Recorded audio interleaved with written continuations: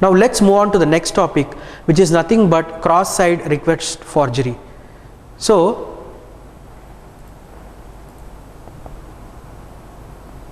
now what is cross-site request forgery? So normally we see that the web applications are exposed to various security threats. Like whenever I have one, listen carefully, so this is very important from web application development point of view as well as security point of view. So I have two MVC applications, so MVC application 1 and MVC application 2, and I have some secure data or financial data in one application which is stored in a method called save data.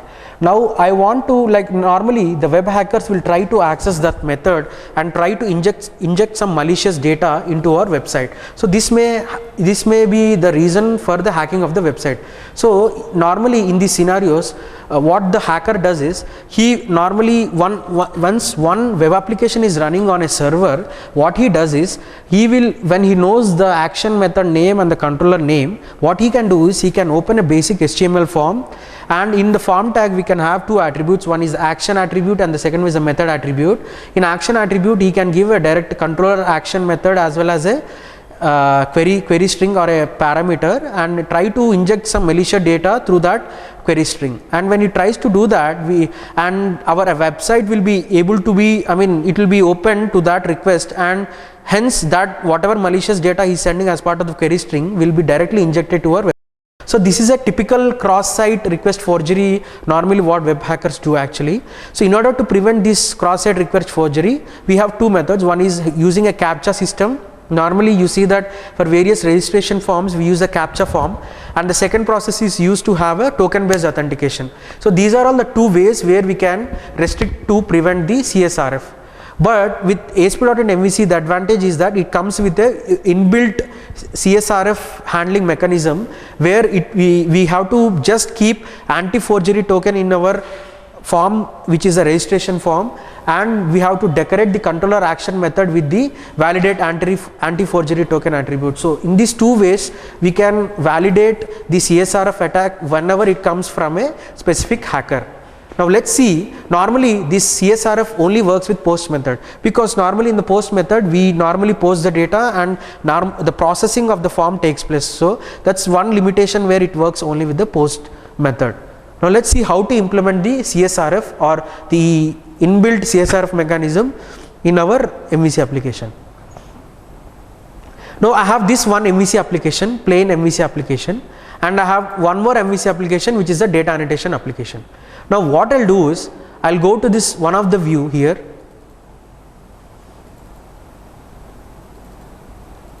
I'll go to this one of the view, and what I'll do is, I'll try to write a form tag action,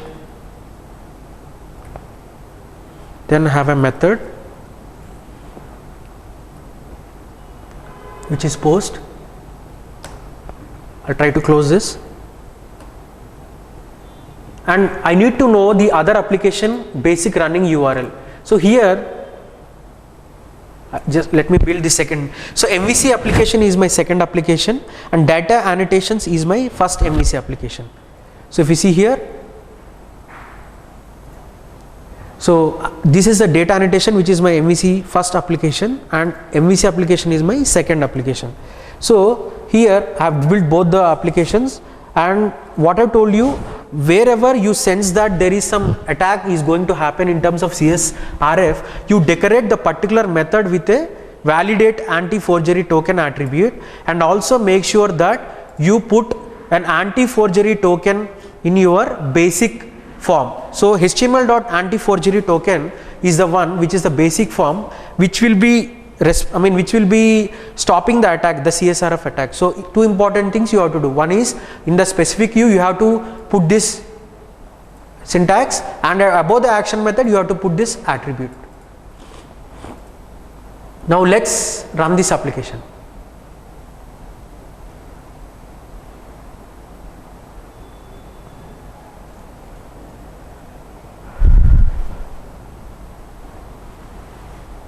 So this is my application where I put my basic CSRF attack prevention mechanism. Now I have to go to the first application. in action I have to specify the URL. Here I need to specify it as a home/index/1. So this is my URL where I have to post this form or where I have to post the malicious data. Here I will declare some input type text.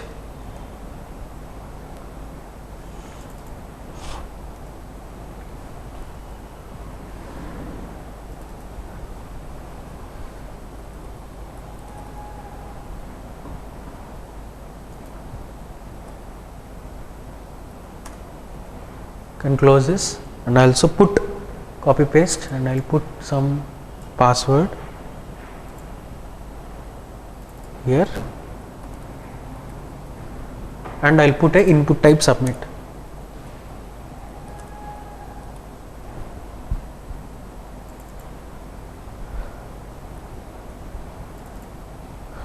And value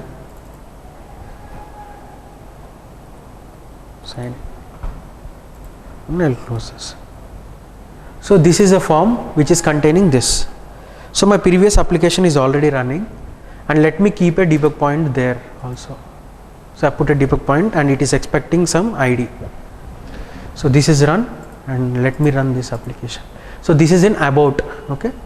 So remember about. Let me run this also.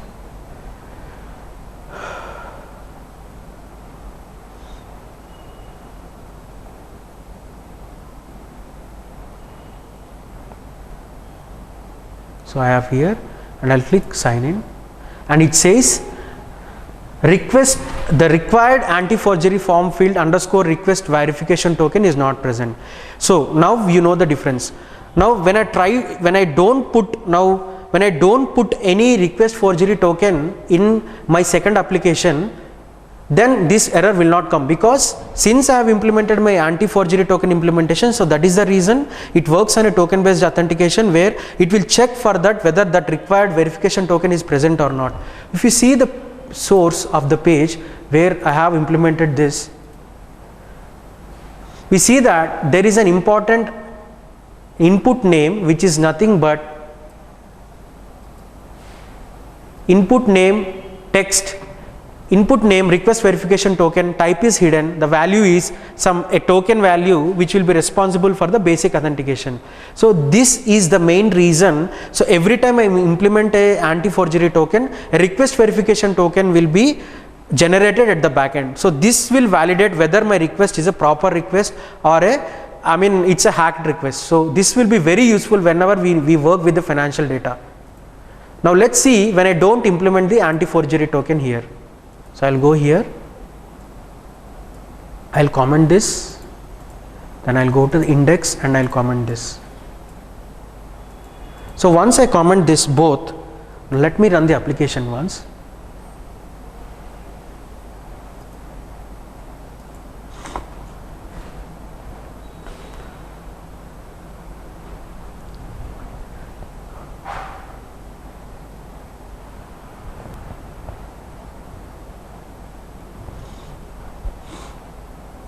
And let us see the page source. We see that there is no request token which is available here. So this is a difference. When I implement anti-forgery, there is a request token, but when I don't implement, there is not there. And now let's